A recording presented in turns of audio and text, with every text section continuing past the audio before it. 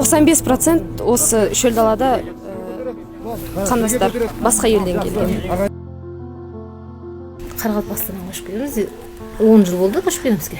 2010-да көшіп келдік. Мемлекет тарапынан жер берген жоқ, өзіміз квотадан кейін келгенбіз. Біріншіден неде квартирада тұрдық.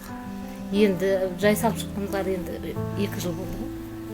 2 жыл болды бақай келгенімізге. От сонша жағып атамыз, пайдасы жоқ. Үй жыламай ауырып отыр мына кішкентай. Тоқ мәселесі негізі сол. Тоқ аз, нан пісірсек нанымыз қатып шығады. Су енді өзіміз қазір қойған құдығымыз бар. Содан не қыламыз. Негізі қорқынышты мынаны не қылып қойсам, тамақ істеп кетсем, өшіріп қайта қосып кеткен ғой кешеде бір күні.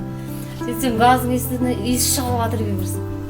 Сосын ойбай, сразу өшіріп тастап айналарды ашып